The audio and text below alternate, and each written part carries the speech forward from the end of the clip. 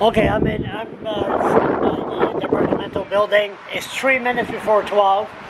The legislator's going to close. This is the first time that I come face to face with these elected politicians since Blaine Higgs became premier. They come out this door, and there's a few questions I want to ask. And like I said, this is history. I got one politician, Ross Wetmore, earlier. But there's a few issues I want to ask. And who's going to come out the door? I don't have a clue. I can't get prepared to what I'm going to ask because they come out this door, they go down the steps, and then they run across the street. They're like does or bucks. They just run, and they run fast. And I got to focus on the question in hand and keep on going till they open the door. The more that they know the system, the faster they get. And me, the older I get. But I have ADHD, I can move fast. So who's going to come out the door? Blaine Higgs. Brian Gallant never came out this door. Brian Gallant, very, I can count maybe in one hand that I seen him come out that door. He usually took the back door and escaped. David Alward, Sean Graham, they always took this door and, talk to the public. So what is Blaine Higgs going to do? Is he going to come out this door? It's a few questions. The Attorney General, I got a few questions. Minister of Justice, few questions. Carl Urquhart, Minister of Public Safety, we're going to leave him alone. Going to have coffee with him. What else? Dominic Carty, Minister of Education, a few questions. What else? Dorothy Shepherd, Minister of Social Development. I got a few questions for her. Jeff Carr, okay, if that scrapyard is still shut down. I want to know his opinion on shale gas. That'd be a good thing. Minister of the Environment. Who else is there? Jake Stewart. I got a few questions to ask him. He's a minister of the Aboriginal. Who else? Oh, Arabag-Oman. How is he doing? The only the only Acadian in the cabinet, in the party really, the party in power. Nice guy. Talked to him a couple of times. What else? Who else? See, that's the problem. We don't know who's going to come out this door. If we knew, it'd be different. Okay, it's noon. The party's over inside, and people are going to start coming out this door.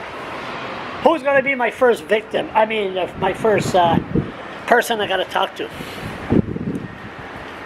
So I'm going to keep this on for 10 minutes. Because we don't know who's going to come out. Mr. Irving might come out this door. Who knows? Now you got Chris Austin. Then we got to talk to Chris about a few issues. I already talked to Michelle. Oh, there we go. Oh, there he is. My God, my first victim. Listen. I gotta eat, buddy. I know. Oh, you gotta eat. Are you too busy to talk about Aboriginal issues? No, I got a few minutes. Okay, I got a question for you. It's all right to have a fetter for the courts and everything. Are you going to see what you could do to get... the story about Brady Francis? The guy that was killed, the young native guy that was killed, struck by a car? Remember that? How long ago was that? Last year? Yes, I remember. I vaguely remember that, yes. And they arrested him. They arrested the so-called driver. Mm-hmm. He's going to go in court. He went there and said, "Oh, hey, Blytheville, this will be your cup of tea." He said he wants his trial en français, in French. Where was the accident again? The accident was in St. Charles. Okay. Yeah. So remember? Yeah. I know, but it's all right. Your bureaucrats will educate you. Okay. So then the LC Puck Dogs showed up in court. They've been following this. They rally Brady Francis. Oh yes. Remember that? Yes, I do now. And then he's going to go on for a preliminary hearing Monday next in January. Okay. And they said he wanted en français. And they told the natives, go F yourself. That's it. And it's going to be en français, and they can't understand français. If you want a translator, you have to ask for transcript after it's all over. Question is this: are you going to try to fight for the natives in LC Puktug to have a translator to translate the proceeding in English so they can understand? Here's what I can tell you. I will look into that. I will, and I appreciate you bringing it up to me because I didn't know that happened. I knew about the accident, but I didn't know any of this, what you're telling me here today. You don't know any. So anyone... I didn't know that right off. No, I didn't. So any native that read this from LC Puktug, they could email you. Absolutely. They can email me. They can I think the chief has my phone number. He can call me anytime. Chief Sock? Chief Sock, yeah. What's your email? It's jake.stewart@gnb.ca. gnb.ca, that's the government number. What's your private email? Never mind, don't answer that. So they can email you and voice their concern. Oh yeah, absolutely. And they want if they want a translator so they can understand, they can email absolutely. you. Absolutely, and I'm really proud of the move to implement the eagle feather in New Brunswick judiciary. An eagle feather, that's good. Yeah, but we're going to be working with chiefs, and it takes a bit. Like there's a procedural thing that has to be done on the justice side of it, so it'll take a couple of months to have it all come to fruition. But I made my commitment this week. How about when we arrest those Indians for show gas? Are we gonna make sure they get lawyers this time? I don't know a lot about that, Charles. I'm gonna be honest with you. I'm being sarcastic. I'm laughing here. There's a lot that went on down there. 5 years ago. Yeah. And there was talk about this morning. You said you called them terrorists. And I never though. Do you remember that? I remember. I know I got pictures of them covered their face. Honestly, a lot of people were worked up because of the police cruisers being burned, and they had those Molotov cocktails were thrown at them. I think. Huh?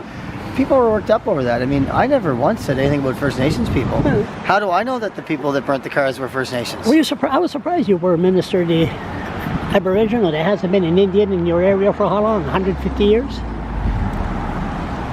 What do you mean? Like there hasn't been no reserve, no. Nothing. It hasn't been an Indian in Doketown, Boys Town, Blackville in how many years? I go to church with First Nations, man. I'm playing the devil advocate. Matapanagia and Eel Ground and even Eskanopinich, Natawaganeg, they're all really close to me, right? It's Miramichi. Yeah. Miramichi's a Mi'kmaq name. Yep. And so, what does it mean? I'm a good choice.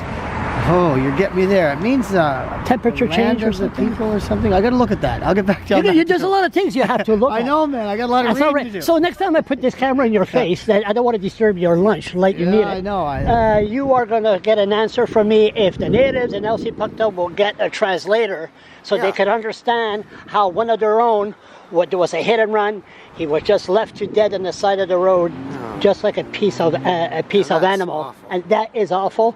And you're going to make sure, beside an eagle feather, we're going to have a translator. I'm going to find out if that's possible, absolutely. Thank you. Yep.